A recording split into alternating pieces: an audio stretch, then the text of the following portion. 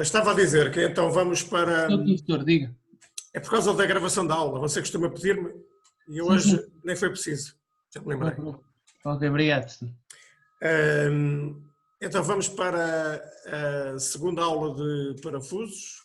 Em princípio, na próxima semana iremos passar já para as molas e, portanto, nós estamos com esta aula, ou melhor, com a da próxima semana, faltam-nos 2 aulas para acabar o semestre. E, portanto, na próxima vamos falar de molas e na outra vamos terminar eventualmente as molas e no tempo que sobrar, eventualmente falaremos um bocadinho de teoria do contacto. Ora bem, então em relação aos parafusos, nós na aula passada falámos genericamente dos diferentes tipos, portanto, dissemos algumas considerações acerca também das normas das roscas e terminamos a aula com um tipo particular de parafusos, que foram os de carregamento excêntrico. Hoje vamos falar aqui dos outros 3 tipos que nós vamos abordar, portanto de movimento, por onde iremos começar, parafusos com pré-tensão, com pré-carga, ou com pré-esforço, e finalmente parafusos solicitados à fadiga. No fundo são parafusos com pré-tensão, mas agora com uma solicitação à fadiga. Depois iremos fazer um exemplo, se tivermos tempo, em princípio sim, e terminaremos a aula com a pergunta da praxe, portanto o teste prático número 9. É que é, professor? É teórica ou é trabalho? É como de costume, sim, com o QR Code. Era isso que estava a perguntar? Sim, sim. Ok, então eu vou partilhar aqui o ecrã com vocês, do PDF, de parafusos. Portanto, vamos hoje para o tópico 2, primeiro, parafusos de movimento, depois tópico 3, pré-carga, e finalmente tópico T4, fadiga. Eu vou partilhar então o primeiro.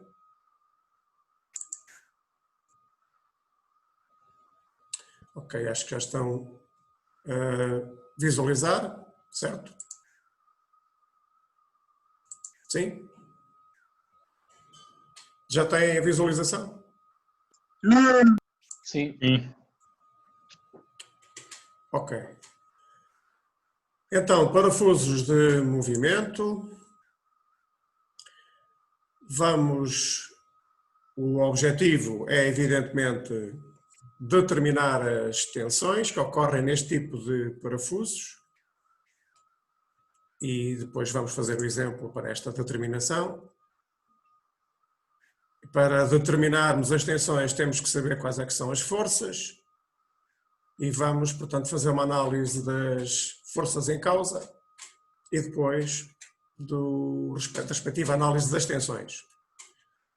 Ora bem, parafusos de movimento, portanto, têm como aplicação principal movimentar componentes, são muito usados nos tornos, portanto, nos fusos de tornos, nas prensas, portanto, para deslocamento das prensas e também nos ditos macacos que vocês têm nos vossos automóveis para levantar e baixar o veículo. Nós vamos então, para chegarmos às tensões que nós precisamos, temos que saber qual é que é a força que é necessário executar para apertar um parafuso ou para o desapertar. Ou se quiserem, para neste exemplo que aqui está nesta figura, neste diagrama, neste esquema, para fazer subir o parafuso ou para o fazer descer. No caso de, por exemplo, um parafuso de movimento aplicado no macaco de um automóvel. Portanto, qual é que é a força que nós temos que exercer? Esta força F que aqui aparece. Ok? Esta força P que aqui aparece, perdão. Para fazer subir o parafuso, portanto,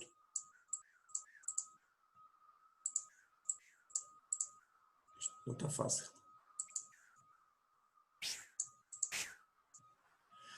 Portanto, para fazer subir, eu queria fazer aqui uma seta, mas não estou com grande sucesso. Assim. Portanto, para fazer subir o parafuso, ou então para, neste caso, o fazer descer. Aqui temos um caso típico de um parafuso em que a rosca é uma rosca quadrangular, muito utilizada em parafusos de movimento.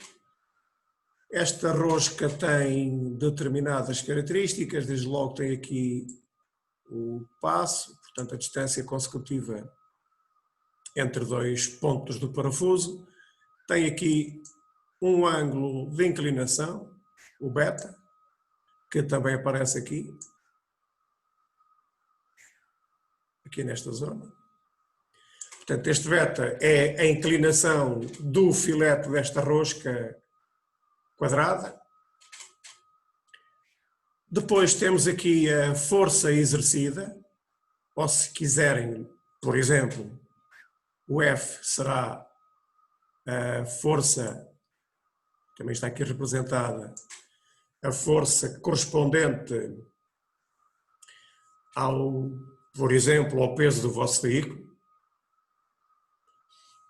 E depois temos também o diâmetro médio, que aparece aqui, o tal diâmetro que é determinado a partir da relação com o diâmetro nominal e o diâmetro da raiz, que nós analisámos na semana passada.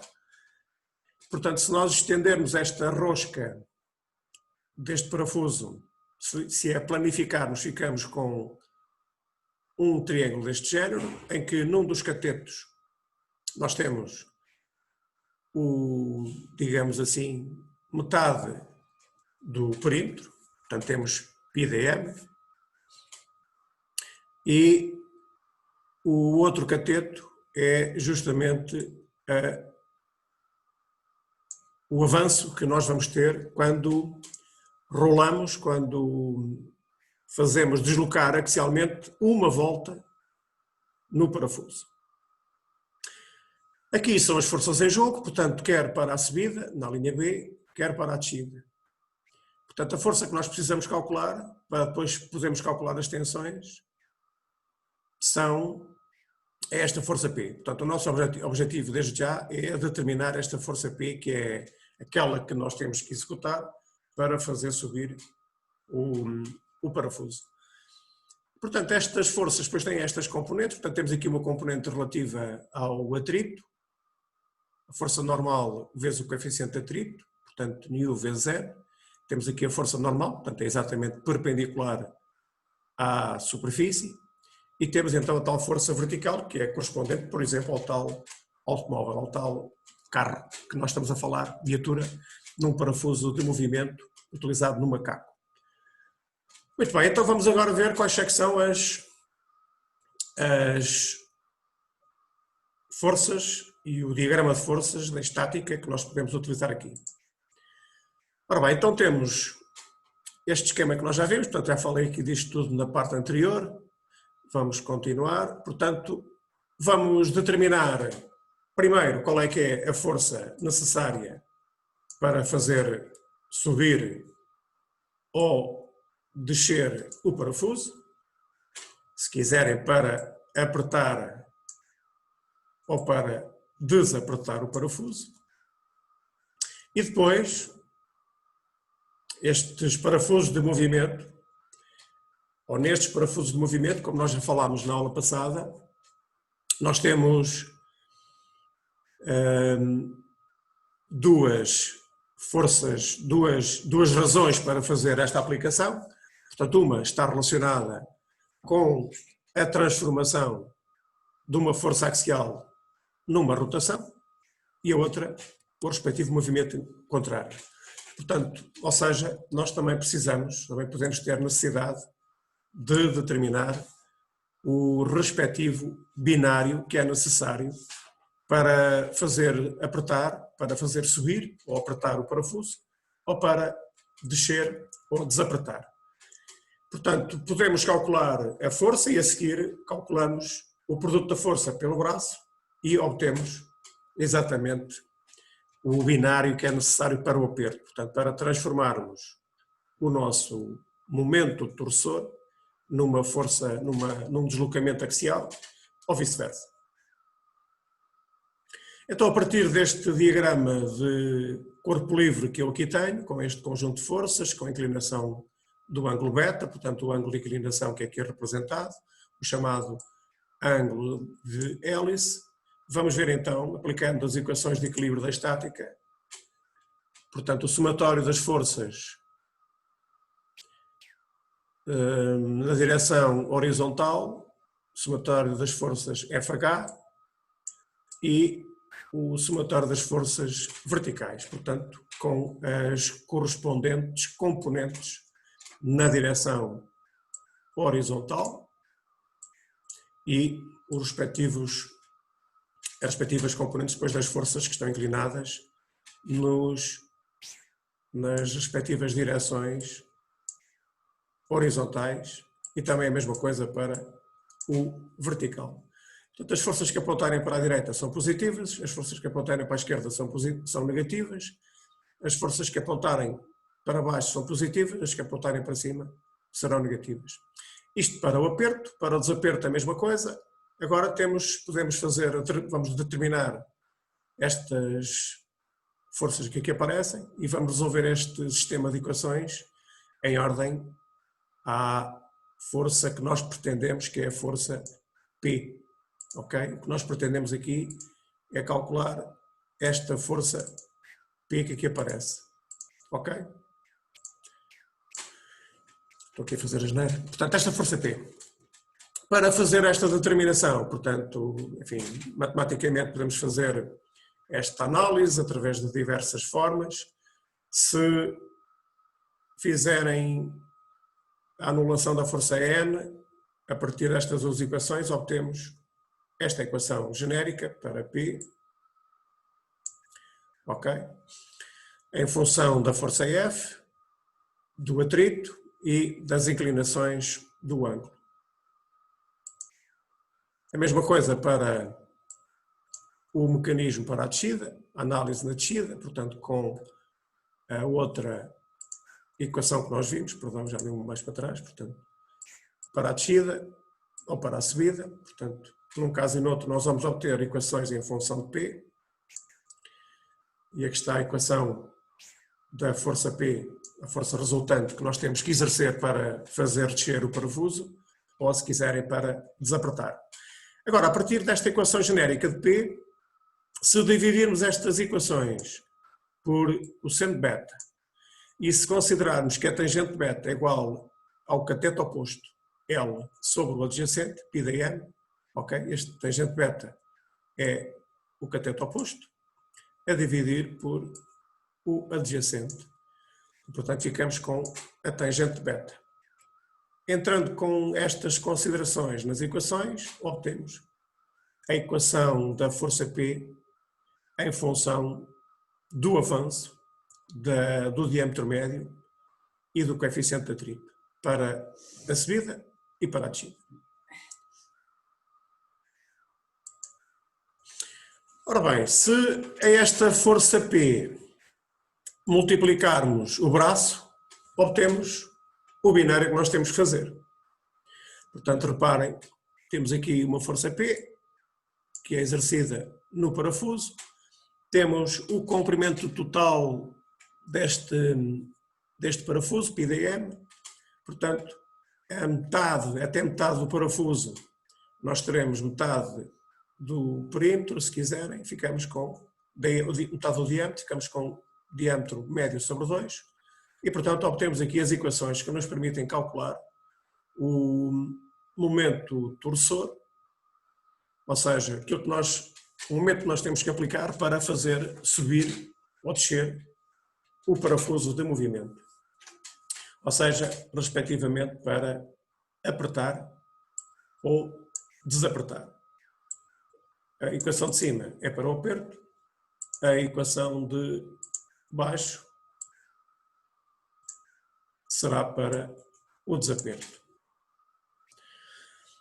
E, portanto, o binário será então o valor obtido pela força F, esta força que aqui aparece. Por exemplo, no caso do veículo do vosso automóvel, do macaco do vosso automóvel, como eu já disse, será a força correspondente ao peso do veículo e, portanto, multiplicado por diâmetro médio sobre 2, obtemos o respectivo binário que nós temos que exercer para fazer subir ou descer o parafuso.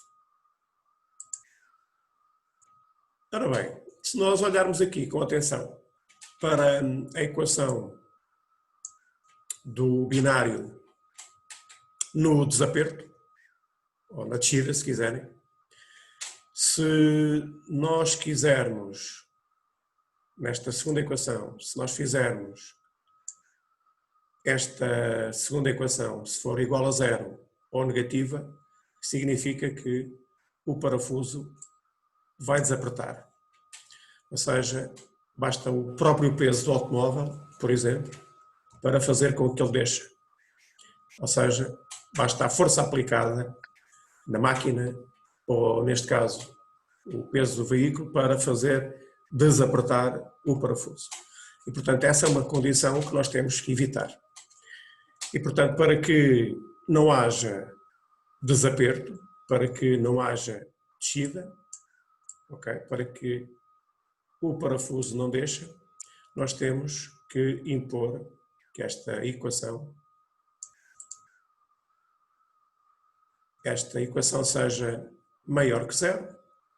Para que esta equação seja maior que 0, este binário, este momento torçor, uma vez que a força tem que ser sempre maior que 0, o diâmetro tem que ser sempre maior que 0. A condição para que esta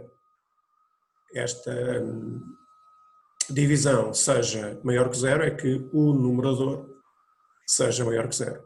Portanto, para que não haja desaperto, basta-nos fazer π vezes o coeficiente de atrito vezes o diâmetro médio, menos L maior que 0, ou seja, esta é a equação que nós temos sempre que verificar para que não haja desaperto. São os chamados parafusos com autorretenção. Ou seja, o valor do coeficiente de atrito vezes o π vezes o diâmetro médio tem que ser maior ou igual que o avanço L, este parâmetro que nós aqui temos. Ok? Ou dito de outra maneira, uma vez que temos estas relações, para que não haja desaperto, temos que verificar esta equação. Ou seja, o coeficiente de atrito tem que ser maior ou igual que a tangente de beta. O coeficiente de atrito nos metais, alguém sabe qual é que é o valor? Tem uma ideia? Não. Não. Anda à volta de 0,1 para contacto metálico. Ou seja, temos que encontrar um ângulo beta cuja tangente seja inferior a 0,1. Se nós estivermos a falar de parafusos metálicos, portanto, em que a rosca, a porca e o parafuso são componentes metálicos. E, portanto, se nós fizermos esta verificação, temos a certeza que não haverá desaperto do parafuso. Ok. Agora vamos continuar, portanto, para a determinação das tensões, ainda uma pequena chamada de atenção. Esta dedução que nós fizemos anteriormente, a dedução que nós fizemos, portanto, estas equações, quer das forças, quer dos binários, foram para uma rosca quadrada, ok? Portanto, significa que a secção transversal é qualquer coisa como isto, uma rosca quadrada, como nós já falámos na semana passada. É uma rosca muito utilizada em parafusos de movimento. Ora bem, se eventualmente nós tivermos uma rosca num parafuso de movimento desta norma, ACME, trapezoidal, reparem aqui nesta ligeira inclinação, neste alfa que aqui aparece. Normalmente este 2α, nestes casos, como nós iremos ver a seguir, anda à volta dos 30 graus. Portanto, esta inclinação aqui será 15. Mas, de qualquer forma, nós fizemos a dedução das equações considerando que tínhamos uma rosca quadrada. Agora temos que fazer aqui uma correção para a rosca trapezoidal. E na rosca trapezoidal temos que a componente f passa a ser f sobre o cosseno de alfa. E, se vocês bem se lembram da trigonometria, 1 sobre o cosseno de alfa é exatamente igual a secante de alfa. E, portanto, temos que introduzir aqui, nesta equação do binário do momento torcedor, esta correção da secante de alfa. Ok? Bom, depois, agora para as tensões. Estes parafusos de movimento basicamente têm dois tipos de tensões. Portanto, as tensões são sempre analisadas na secção transversal. Portanto, o parafuso na secção transversal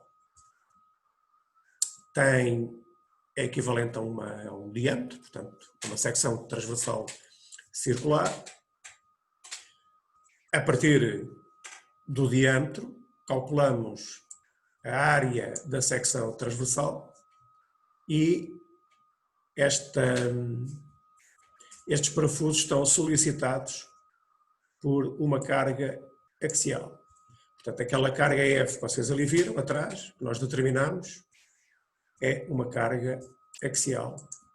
E, por conseguinte, esta força F que aqui aparece é uma força axial e, por conseguinte, esta força axial vai originar uma tensão normal. Ver se eu consigo escrever aqui. Não. E assim, também não. E assim. Ok. Portanto, a força F vai dar origem a sendo uma força axial, a uma tensão normal. Ok? E, portanto, essa tensão normal é calculada a partir da relação entre a força e a área da secção transversal. Como eu já disse na semana passada, para aqueles que estavam mais atentos, portanto, no caso das tensões normais, nós devemos utilizar sempre a chamada área resistente, que vem tabelada, nomeadamente nas normas que nós utilizamos, portanto, nas normas da rosca métrica e da rosca unificada. Portanto, só temos que ir buscar para o parafuso que nós estamos a escolher a respectiva área e fazer o cálculo da tensão. Portanto, estava eu a dizer que nós temos duas solicitações, uma é uma força e a outra é um momento torcedor. Portanto, se nós temos um momento torcedor, a respectiva solicitação dará origem a uma tensão, e agora é uma tensão de corte. Ou seja, se nós temos tensões normais e tensões de corte, temos que aplicar um critério de cedência. Ou seja, temos que determinar uma tensão equivalente. Por exemplo, de Van Mises. Ok, portanto, este é um ponto principal e nós no exemplo que vamos fazer a seguir vamos fazer esta determinação. Portanto, a força axial dá origem a uma tensão normal, o momento torcedor ou binário dá origem a uma tensão de corte. Ou seja, temos que aplicar o critério de cedência para determinarmos uma tensão equivalente. Portanto, sempre que nós temos tensões normais e tensões de corte, temos que aplicar um critério de cedência. Outro aspecto muito importante é que estes parafusos de movimento, nomeadamente este exemplo que nós estamos aqui a tratar, e é o que acontece, por exemplo, também nas prensas, portanto, quer no parafuso de movimento de um macaco do automóvel, quer numa prensa. A força que é exercida aqui é uma força de compressão. E, portanto, se nós temos uma força de compressão, temos que fazer uma análise, e atenção a este detalhe, temos que fazer uma análise à instabilidade elástica.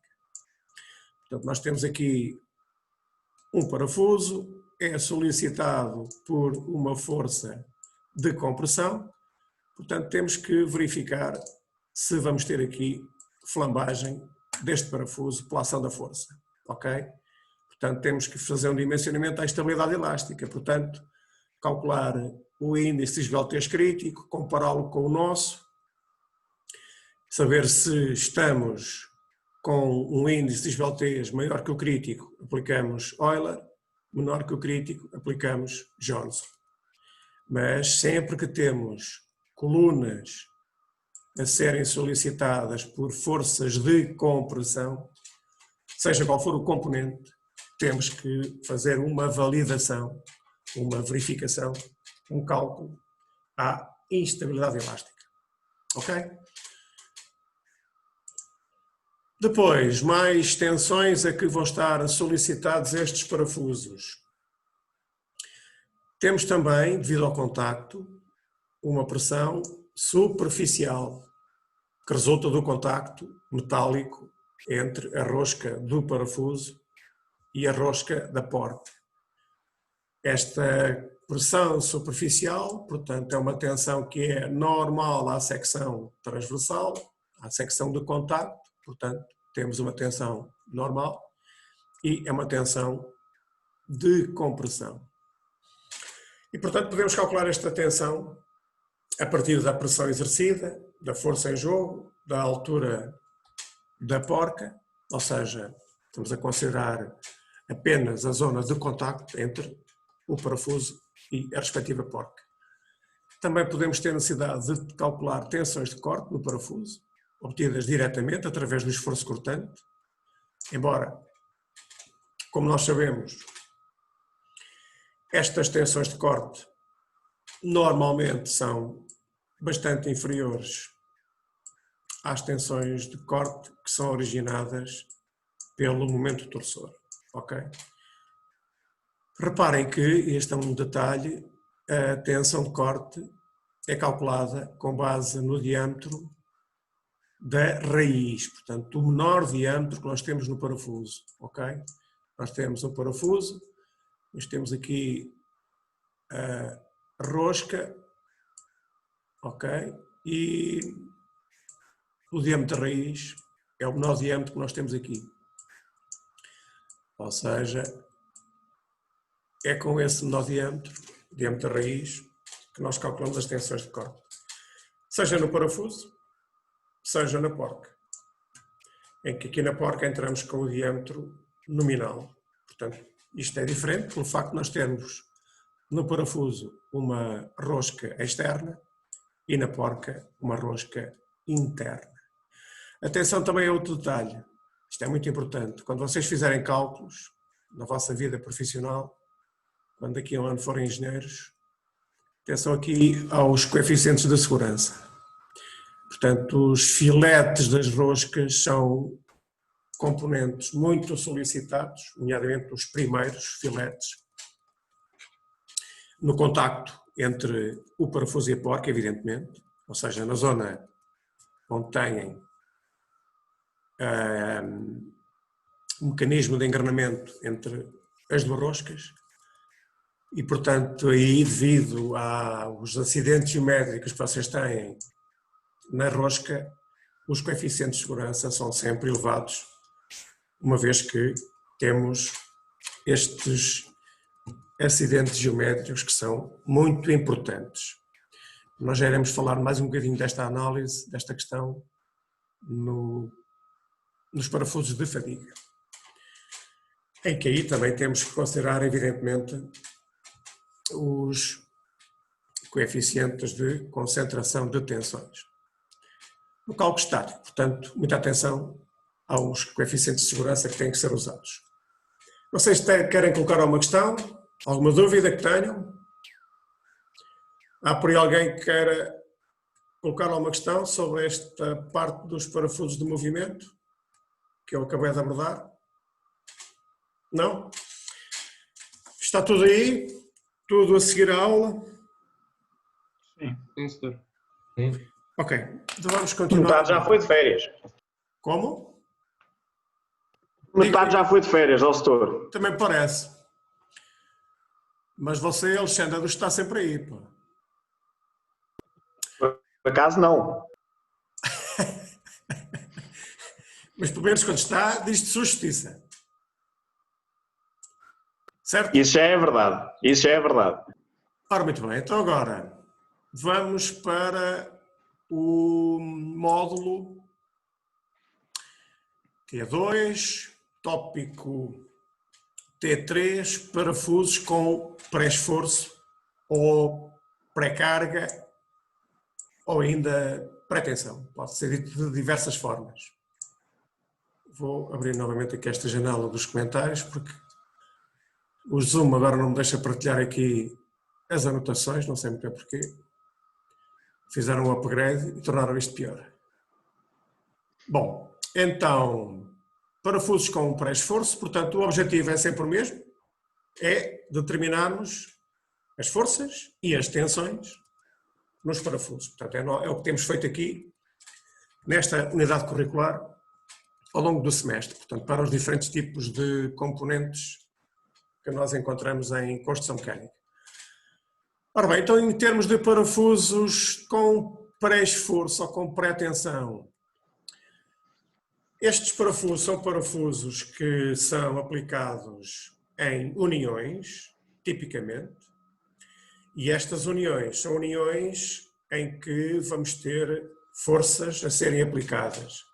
Podem ser, por exemplo, simples do ponto de vista comum, digamos assim, que vocês conhecem, um cárter de um automóvel, por exemplo, do motor do automóvel, em que tem um fluido no interior, ou vários fluidos no interior.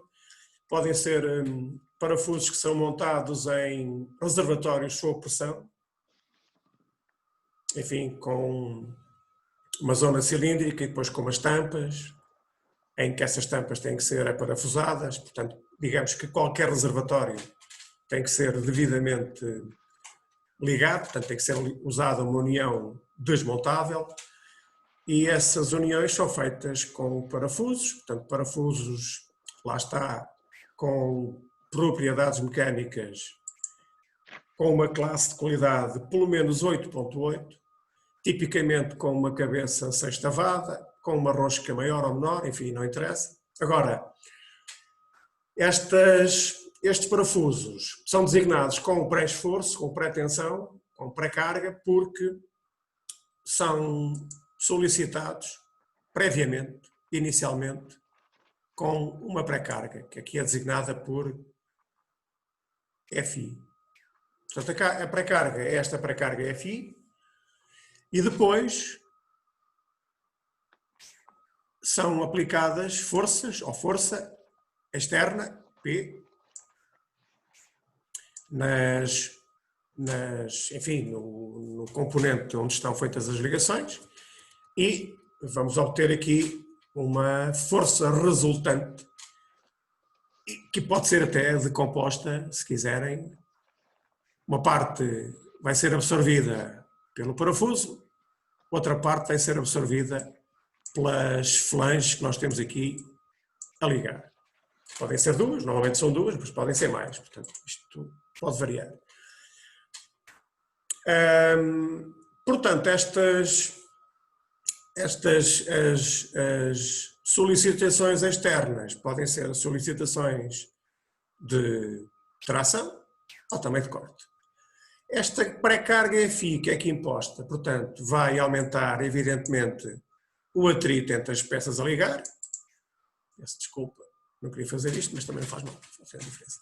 Portanto, vai aumentar aqui o atrito entre as peças a ligar, entre as chamadas flanges, portanto, criando aqui compressão entre elas, mas isto depois vai ter que ser absorvido pelo respectivo parafuso.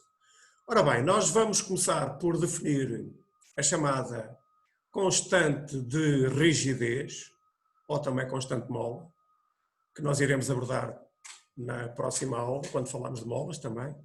O conceito é semelhante.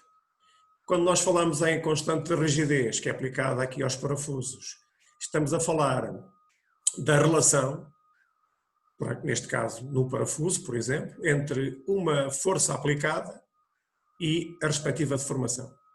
Esta constante de rigidez é designada pela letra K. K maiúsculo. Ok? Portanto, é uma relação entre a força aplicada, a força externa P, e a respectiva deformação que vai sofrer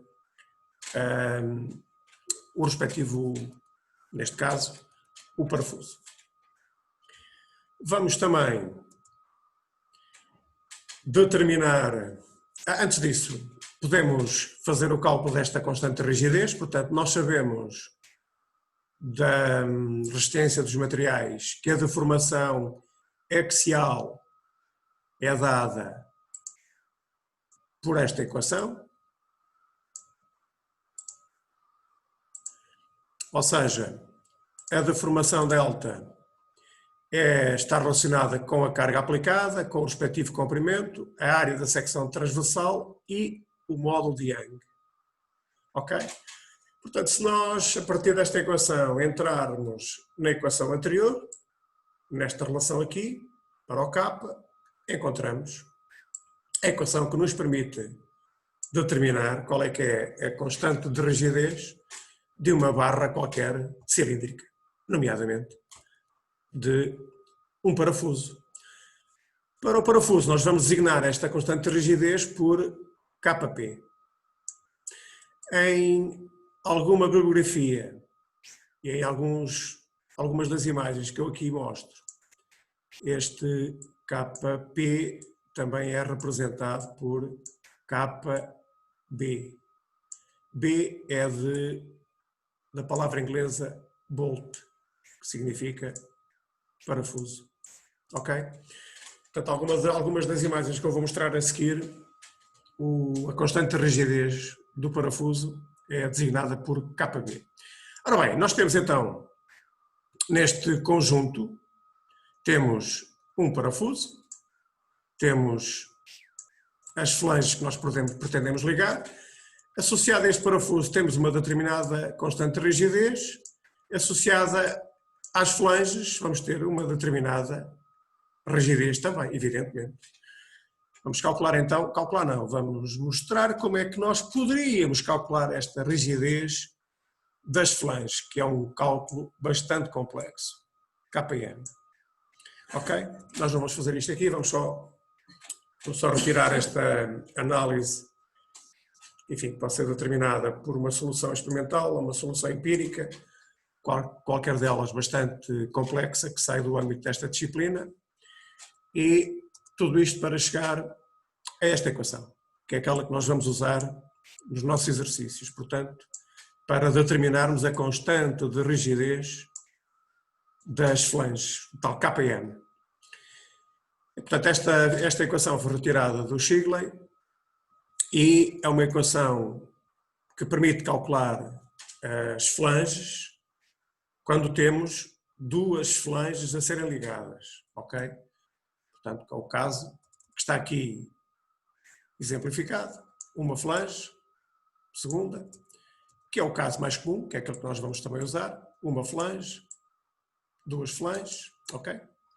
Agora, se nós tivermos mais do que duas, se vocês um dia mais tarde precisarem de fazer esta determinação para, por exemplo, três flanges, têm que encontrar outra equação, têm que fazer uma correção desta equação. Ora bem, então a constante das flanges, a constante de rigidez da flange, é a função do módulo de Young. É evidente que o material tem sempre um papel importante, portanto temos que entrar aqui com essa propriedade mecânica. O diâmetro, portanto o diâmetro D do parafuso, diâmetro nominal. O L, que é a distância a ser ligada, ok? Portanto, esta distância que nós temos na flange. e novamente o diâmetro. Portanto, aplicamos esta equação. Ok, já temos a constante de rigidez do parafuso, Kp, e a constante de rigidez das flanges, Km. E agora vamos analisar o que é que se passa em termos de forças aplicadas e como é que elas vão ser absorvidas, quer pelo parafuso, quer pelas flanges. Tem aqui um tal esquema, que eu retirei do Norton, que vocês têm na biblioteca. São imagens que estão aqui representadas. Na esquerda têm, aqui nesta, têm, digamos, a imagem inicial, ou seja, apenas quando a ligação é parafusada, parafuso e as flanges, apenas estão solicitadas pela tal pré-carga, pelo tal pré-esforço, pela tal força FI. Portanto, nós introduzimos uma determinada força FI. Esta introdução nós vamos ver mais para a frente, mas pode ser feita a partir, por exemplo, de um binário. Ok? Não sei se vocês já repararam, nas oficinas vocês têm chaves dinamométricas que permitem impor um determinado binário, por exemplo, nas ligações aparafusadas do cárter. Portanto, o fabricante indica que o binário deve ser X para justamente impor uma determinada pretensão. E, portanto, esta é a força inicial que vai ser absorvida, vai ser imposta aos elementos e vamos ter aqui uma correspondente deformação que é designada ΔB, portanto B de Bolt, parafuso, e uma determinada deformação que vai ser absorvida, que vai ser imposta às flanges. Como vocês podem ver, a constante de rigidez do parafuso é bastante inferior à constante de rigidez das flanges. Portanto, as flanges têm uma rigidez substancialmente maior que o parafuso, ou seja, as flanges vão deformar-se menos, vão ter uma deformação axial delta inferior à deformação do parafuso. Depois de nós termos esta pré-carga, impomos então uma força externa P, uma carga exterior P, que está aqui representada, ok? E esta carga P vai ter duas componentes, portanto, uma que vai ser transmitida ao parafuso, PB, e a outra que vai ser transmitida à flange, PM. Ok? Se quiserem, a força total externa P vai ser igual a PB mais PM. E, portanto, esta força externa vai originar, então, um acrescento, uma deformação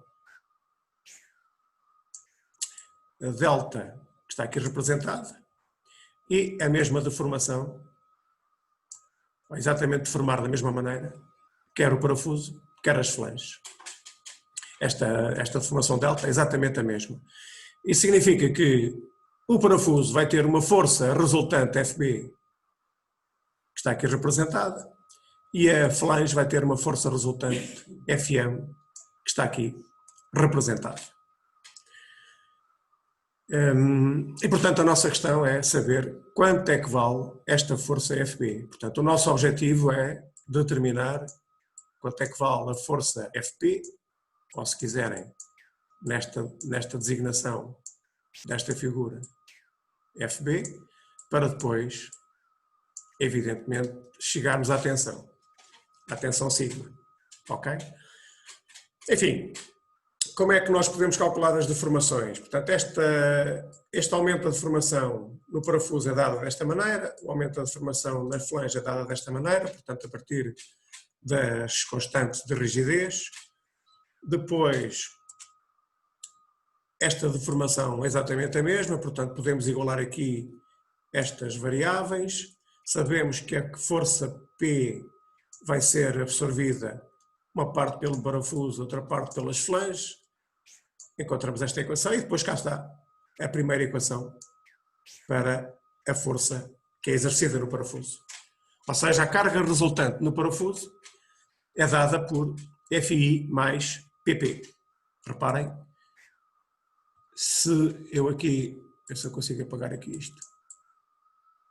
Se eu aqui, portanto, se eu aqui, esta FB que tem aqui, será igual a FI mais esta carga PB. Portanto, é justamente o que nós temos aqui, FI mais PP. Portanto, agora, enfim, substituímos e encontramos, quer para o parafuso, quer para a flange, a respectiva força. Eu fiz aqui através da asneira. Se eu consigo apagar isto. Ok? Portanto, eu estava a dizer que a força na flange é dada por esta equação, a do parafuso é aquela. Reparem que se esta minha força na flange, se esta força é FM, tiver este valor, não há qualquer problema. O problema aqui surge quando esta força FM, é 0. Se esta força FM, eventualmente, em hipótese última, for igual a 0, significa que toda a força externa P vai ser absorvida pelo parafuso. Esta é a condição, digamos, limite a que nós vamos submeter o parafuso, certo? Quando não temos nenhuma dessa força externa a ser suportada pela flange. Ok, nestas circunstâncias, nós definimos uma carga limite que é dada por P0 e que nós podemos calcular desta maneira. Portanto, esta, digamos, será a maior força que nós podemos ter a ser aplicada no parafuso. Ok? Portanto, partimos do princípio que na força externa, nenhuma parte dessa força externa é suportada pelas flanges. Ok, continuando, nós ainda temos aqui uma equação, em função dos capas, nós podemos alterar esta, ou se quiserem reescrever esta equação. Vamos fazer isso, esta análise a seguir. Por exemplo, se introduzirmos aqui uma constante, a chamada constante da junta, C, que é uma constante muito utilizada em molas, por exemplo, nós também vamos fazer isso na próxima semana. Portanto, se nós definirmos a constante da junta do conjunto de parafuso e flange por esta equação, podemos então obter a equação para a força no parafuso desta maneira, ou, se quiserem, a tal força limite obtida, o P0, reescrita desta maneira. E, se quiserem, a condição para que não haja separação das flanges, portanto, para que FM igual a 0, obtemos esta equação aqui. FI maior que a força externa P, 1 menos C, em que o C é a tal constante da junta. Ok? Enfim, depois basta-nos considerarmos um coeficiente de segurança e a pré-carga pode ser determinada facilmente. Portanto, este é o raciocínio que está adjacente ao facto de nós, como eu já há pouco referi, impormos uma determinada pré-carga de modo a termos a certeza que os parafusos suportam aquela força. E escrito desta maneira, a força no parafuso, com esta nova notação, vem com este resultado. Portanto, a força no parafuso será igual à constante da junta, vezes um coeficiente de segurança, vezes a força externa, mais a pré-carga, o pré-esforço. Ok? E esta pré-carga, em termos práticos, em muitas solicitações, podemos obtê-la a partir destas relações, portanto, estas equações são encontradas na bibliografia. Normalmente, FI faz 0,75, ou se quiserem, 75% da secção transversal para ligações não permanentes. E se quisermos que elas sejam permanentes, portanto, para não desapertar, 90% da secção. No caso concreto da construção mecânica e para a qualidade que nós pretendemos, 8.8, portanto temos aqui qual é que é as respectivas tensões, no quadro que já vimos na semana passada, e o valor das respectivas tensões, nomeadamente a tensão de prova, que é 600, ok? Portanto, nós aqui com esta equação podemos calcular a tensão, se eu consigo apagar isto, podemos calcular a secção transversal a partir desta tensão de prova e depois entramos aqui para calcular a pré-carga, rapidamente. Se não tiverem dados, ainda tem esta solução de determinar a tensão de prova com 85% da tensão de cedência. Portanto, se vocês tiverem a usar um material para os parafusos que não seja uma rosca métrica, que não esteja nesta tabela, podem também usar como aproximação esta relação entre a tensão de prova e a tensão de cedência. Não sei se vocês estão lembrados do gráfico da semana passada, da tensão, quando falámos dos materiais, tipicamente os parafusos têm uma curva deste género. Aqui tem a tensão de cedência, ok? E a tensão de prova aparece alguns aqui. E na altura disse-vos que a tensão de prova era uma tensão de cedência afetada por um determinado coeficiente. E, portanto, é isso que é pretendido aqui quando se faz esta análise, este tais 85% da tensão de cedência. É para termos a certeza que não vamos ter deformação plástica no parafuso. Ok, continuando ainda. Portanto, nós ainda estamos na força FP, ainda não chegamos às tensões. Aqui é outro modo que nós temos para aplicar esta pretensão, através de um momento torcedor, através de um binário. Ok? A partir desta equação, portanto, em que Fi será a pretensão, que nós calculamos, por exemplo, a partir da relação anterior. O diâmetro é o diâmetro nominal do parafuso e obtemos aqui o binário a ser aplicado.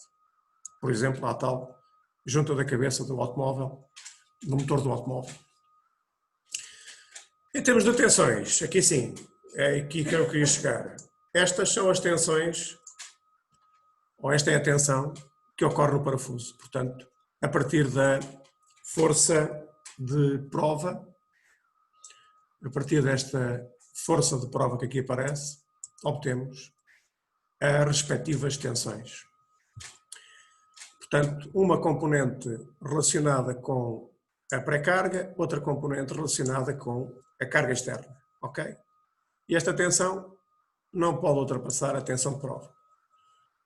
Claro que aqui temos que acrescentar um determinado coeficiente de segurança, ok? À tensão de prova, para calcularmos a tensão atuante no parafuso, ok? Portanto, a força no parafuso, uma força axial, vai dar origem a uma tensão normal, ok? Muito bem, questões, dúvidas em relação a esta parte?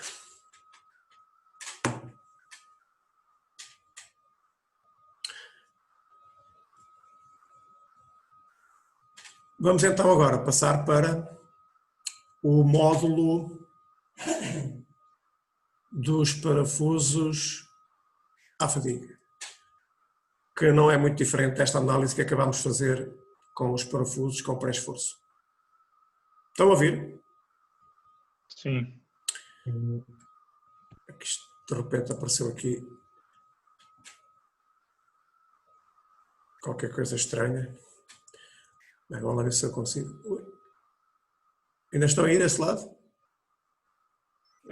O zoom parece estar instável, não é se ele se aguenta. Ora bem, então vamos passar para o módulo de parafusos à fadiga. Ora bem, em relação aos parafusos à fadiga, vamos então fazer a análise das tensões que ocorrem Enfim, fazer aqui uma análise particular em termos dos coeficientes de resistência à fadiga, nomeadamente o fator KPF, coeficiente dinâmico de concentração de tensões. Portanto, este é um aspecto muito importante no dimensionamento dos parafusos, devido à natureza das roscas, ao perfil das roscas, e é evidente que isto vai ter consequências em termos de projeto à fadiga. Portanto, esta análise destes coeficientes para a fadiga, os coeficientes KPF, que aparecem nas equações para determinarmos a tensão limite de fadiga,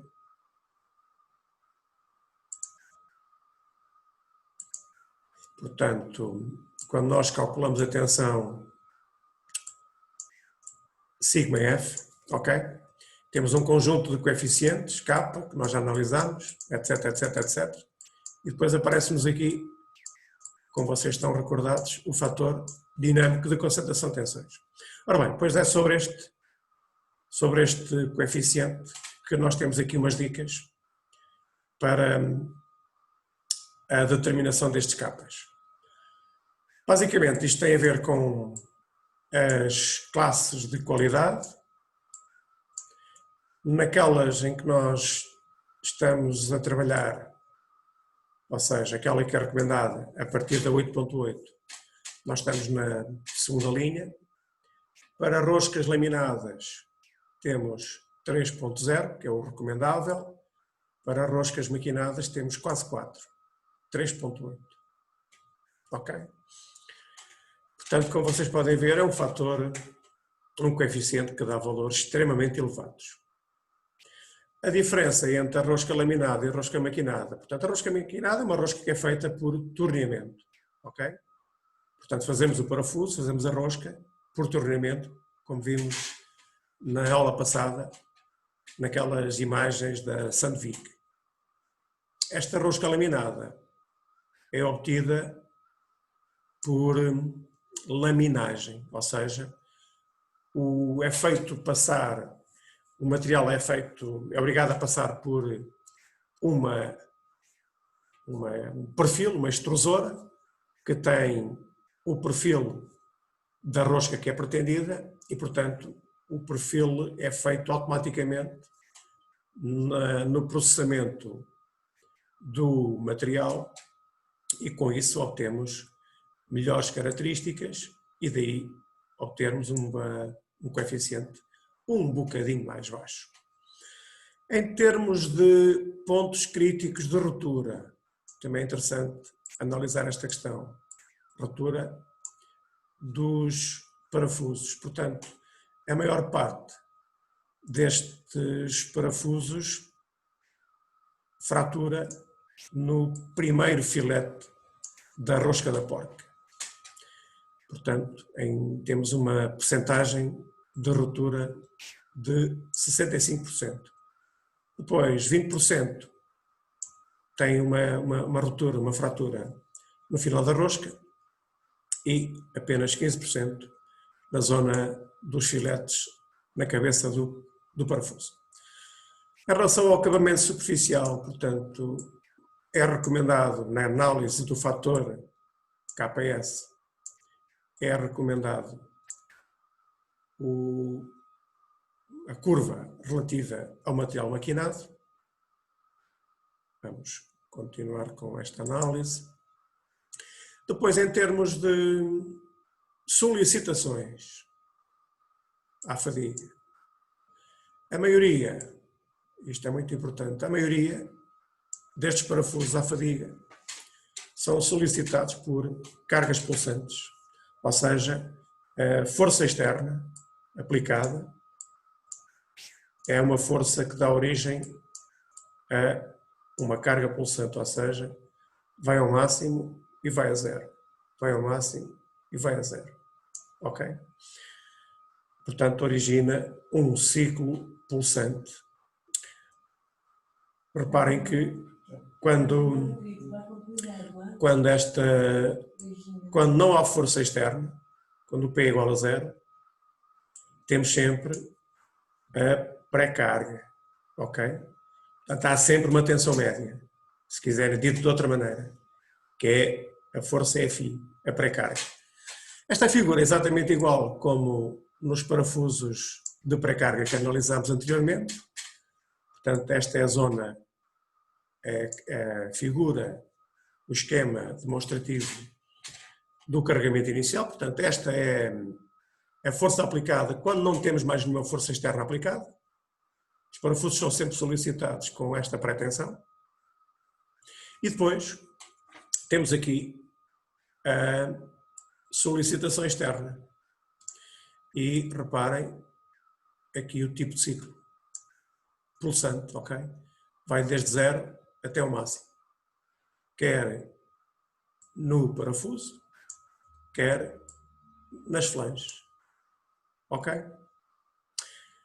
E, portanto, se temos fadiga, como sempre, temos que calcular a tensão alternada e a tensão média. Esta tensão alternada e a tensão média são obtidas a partir da equação anterior, em que nós definimos a força no parafuso para parafusos solicitados com pré-tensão, pré-carga ou pré-esforço. Ok? A diferença aqui é que a tensão alternada, como vocês sabem, é igual. Quem é que sabe que é igual à tensão alternada? Quem é que está com a tensão?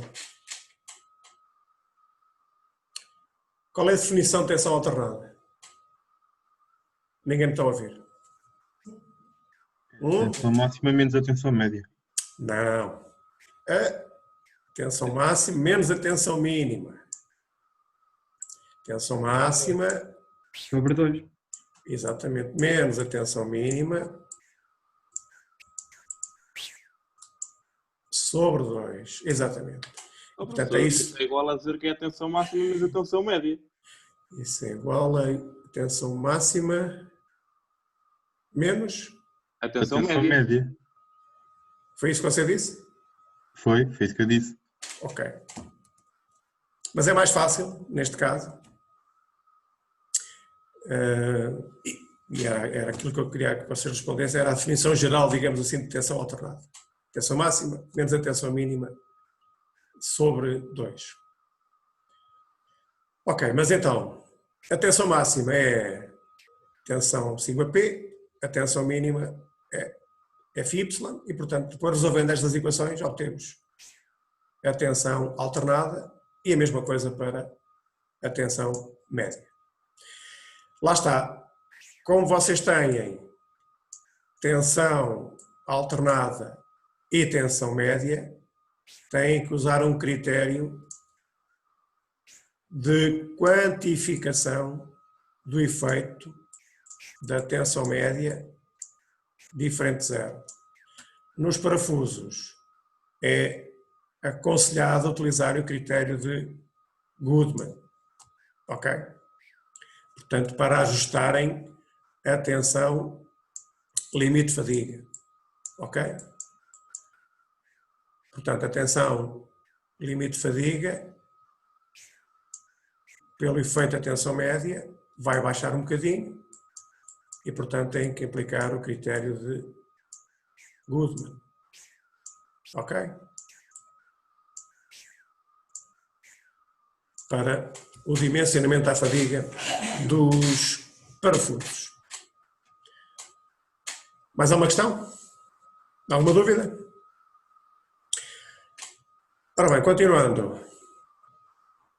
Isto é só umas dicas em relação às ligações aparafusadas solicitadas ao corte. Os diferentes, tem aqui diferentes exemplos, portanto, para diferentes solicitações.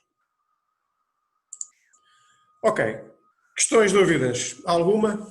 Antes de passar para o exemplo, e eu vou ver se consigo fazer o que for possível neste exemplo do parafuso de movimento e depois continuamos na próxima aula ou na aula Portanto, 2 8 dias ou no LTP, ainda tem que ver. Ora bem, alguma questão, alguma dúvida que queiram pôr em relação a esta parte? Parafusos de fadiga, pré-carga, etc, etc.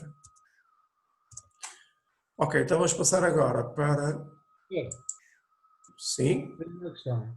diga. Os parafusos com pré-carga, Sim, o capa das flanges que o professor tinha dito que consideramos que é para 2 flanges. certo. Vá. O professor falou que para superior já não considera-se. Mas e para um? Não, não, Também não. O que eu disse é que esta equação que eu tenho aqui, que nós temos aqui, está a ver a equação? Sim. Esta equação só é válida para 2 flanges. Ok? Portanto, este tratamento que é feito, esta simulação que é feita, é só para 2 flanges. 1, 2. Se tiverem outro tipo, tiverem mais flanges a serem ligadas, tem que ser outra equação. E tem que ser procurada na bibliografia. Eu não tenho aqui. Ok? Não sei se era essa a questão. era isso tudo, professor. Portanto, esta é válida para 2 flanges, que são os exemplos que nós iremos fazer. Ok? Ok. Ora bem, então o exercício é um exemplo de parafusos de movimento e o exercício é o exercício 2 da vossa folha. É este aqui, ok? Portanto, a figura representa um grampo de aperto. O parafuso é em aço C45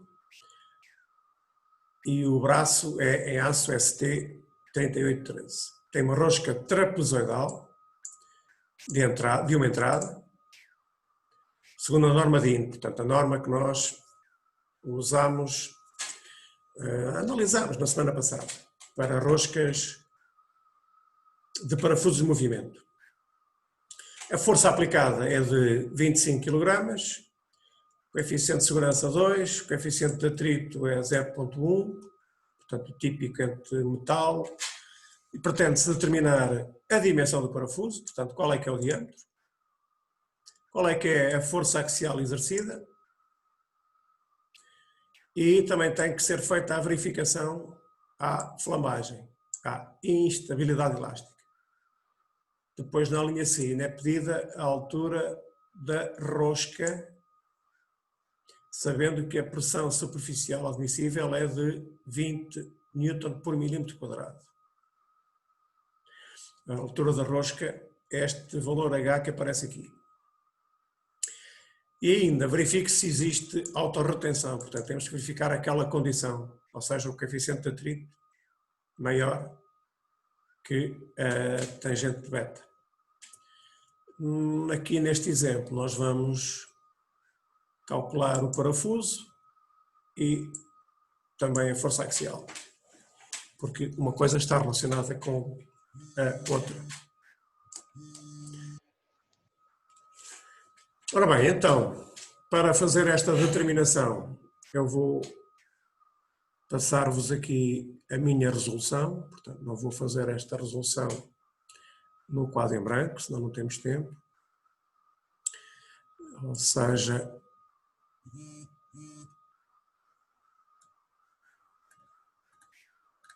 portanto temos aqui o esquema da força aplicada. Como nós vimos na análise dos parafusos de movimento, que tipo de solicitações é que nós vamos ter aqui neste parafuso de movimento? Esta força P vai provocar o quê?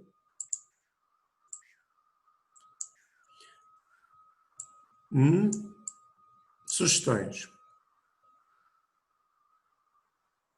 O que é que vocês acham?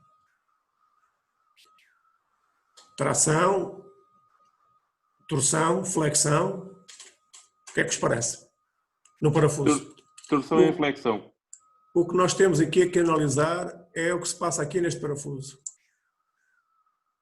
Vai provocar pelo menos torção, setor. Torção, muito bem. Torção, estou de acordo. Flexão, não. Não há flexão aqui. Compressão.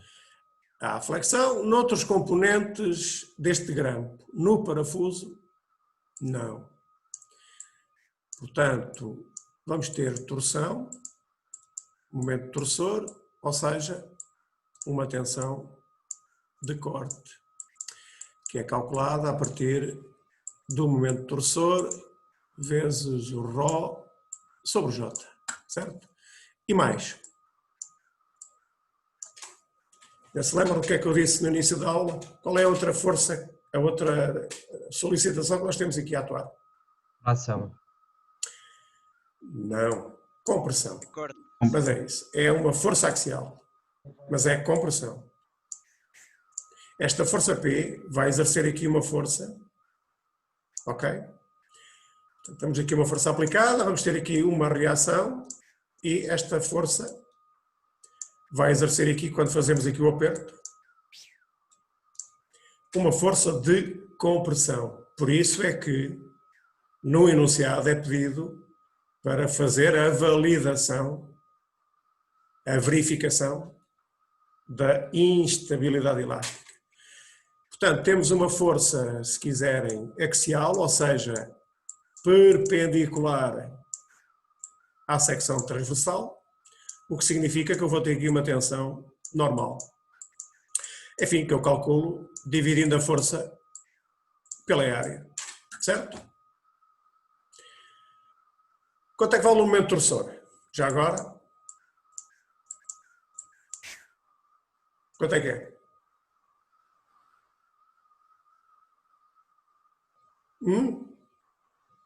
Qual é o valor do momento torsor? Como é que eu calculo o momento torsor? Vezes Vezes o quê? Não havia a primeira parte. 300p. Como? P. P. Parece-me pela figura 300. É 300, sim. Eu só consigo apagar isto, já fiz aqui a asneira.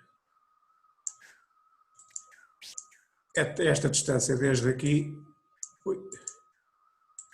Isto não está fácil. Esta distância desde aqui até aqui. Aqui a cota está mal posta. Isto não é bem aqui. Isto não é bem aqui, é aqui. É até ao centro, ao eixo, é até ao eixo de simetria do parafuso, certo? Da secção transversal. Não sei se eu me estou a explicar bem. Estão a ver? Portanto, a distância é até aqui. Ou seja, são os tais 300. Exatamente. Muito bem, então vamos continuando. Eu já fiz a asneira. Andei aqui a mexer nisto. Ah, não.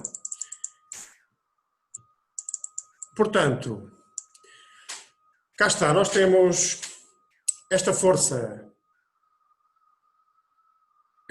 P, portanto vai originar uma tensão, uma força axial, tensão normal, um momento torsor, tensão de corte. Isto quer dizer, essa é a parte que eu não referi aqui, também devia tê-lo feito, ou seja, temos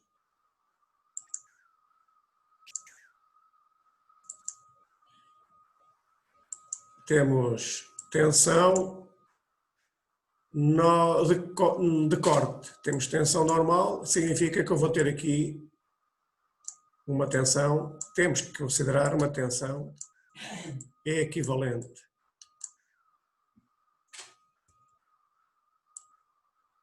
Ok? Sempre que temos tensões normais e tensões de corte, temos que aplicar um critério de cedência. Ok? Portanto, vamos ter que aplicar aqui o critério de Van Mises, certo? Ora bem, como é que nós podemos calcular a força axial? A partir daquelas equações que nós deduzimos no início. Portanto, aqui temos um momento torsor. A força pode ser calculada a partir desta relação. E a tensão calculamos a partir desta força F. Portanto, esta é a equação para as tensões normais, esta é a equação para as tensões de corte. Nas tensões normais, vocês já sabem que têm que entrar com a área resistente. Nas tensões de corte, devem usar a tensão determinada a partir do diâmetro mais pequeno, diâmetro da raiz.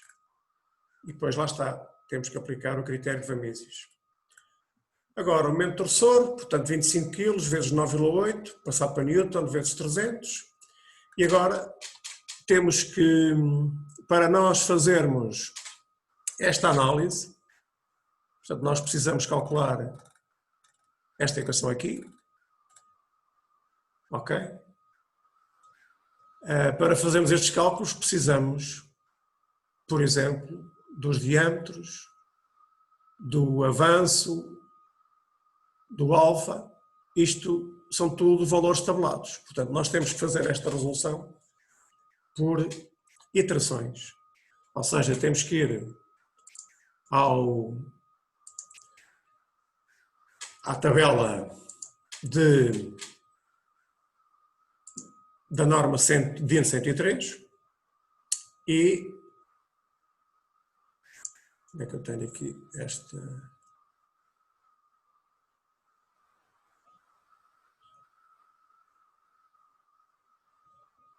Não tenho aqui, eu vou tirar isto.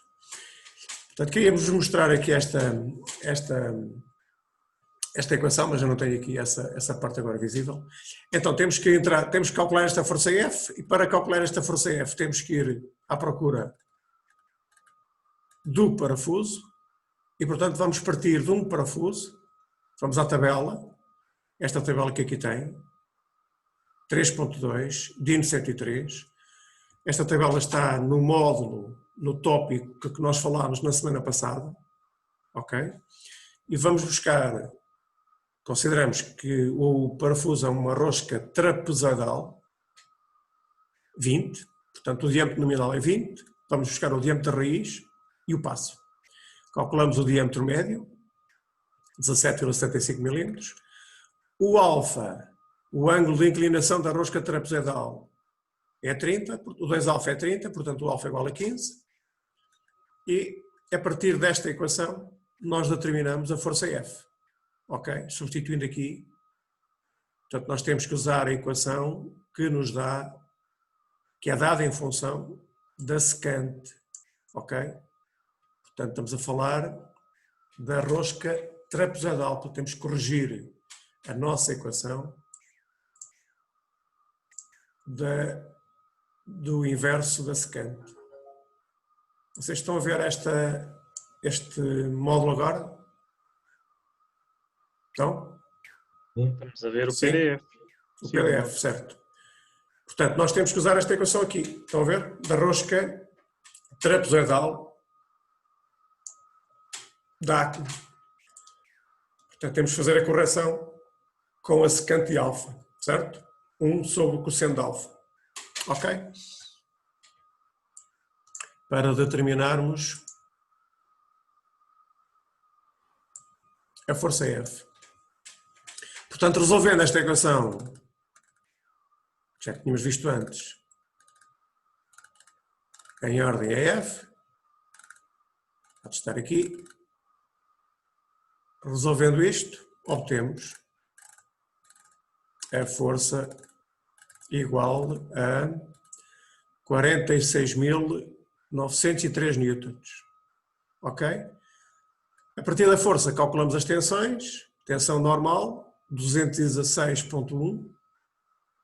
Para isso precisamos de calcular aqui o diâmetro dt, que é calculado aqui ao lado. Depois calculamos a tensão de corte, devido ao momento torcedor, 100.5. Tensões normais, tensões de corte, tensão equivalente, 277.5. E agora vamos compará-la com a tensão admissível. Atendendo às características do material, obtemos uma tensão de cedência de 353 e, portanto, a tensão admissível dá-nos 177. Ou seja, a tensão equivalente 277 megapascal, maior que a tensão admissível 177. Portanto, o parafuso não serve. Ok? Ou seja, temos que fazer nova iteração. Outro parafuso, passamos para o 24, portanto, do TR20 para o 24. Eu vou mostrar-vos aqui a tabela. Não tenho aqui. Caramba, quero-vos mostrar a tabela, mas não está aqui. Não tenho aqui este PDF. Para vos mostrar a tabela 103. Mas eu posso lá buscá-la, ver se eu consigo. Onde é que eu tenho isto?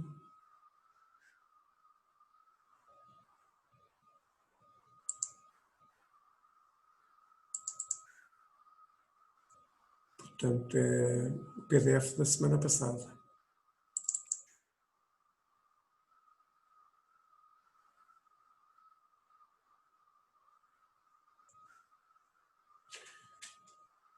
Será que está a abrir? Está.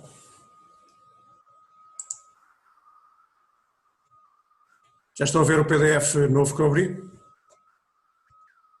Sim? Estou a ver. Então, a tabela 3.2,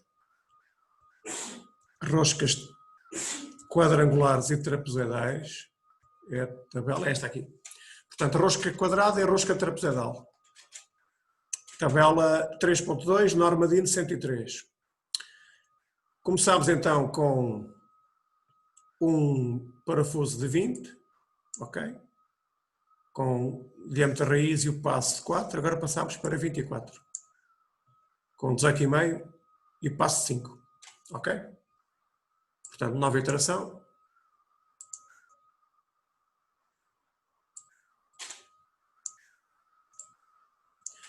Portanto, cá está, diâmetro nominal 24 mm, diâmetro raiz 18,5, passo 5 mm, calculamos o diâmetro médio novamente, o diâmetro da área resistente, refazemos o cálculo da força, obtemos 38.470, recalculamos as tensões, tensão normal, tensão de corte, tensão equivalente, e deu-nos 160,8 menor ou igual que 177. Portanto, o parafuso é o parafuso TR24. É a escolha que nós pretendemos. Ok? A força na linha B é, portanto, a força que nós calculamos, ou seja, 38.470. Esta verificação em curvadura, nós hoje já não temos tempo, vamos fazer na próxima aula e depois continuamos este exercício. Ok? Não sei se querem colocar uma questão relativamente a esta resolução. Querem colocar uma questão? Alguma dúvida? Professor, Sim. você podia disponibilizar essa resolução? Está aqui a disponibilizada. Vocês têm o vídeo? É só ver aqui o vídeo. Isto está gravado. Certo?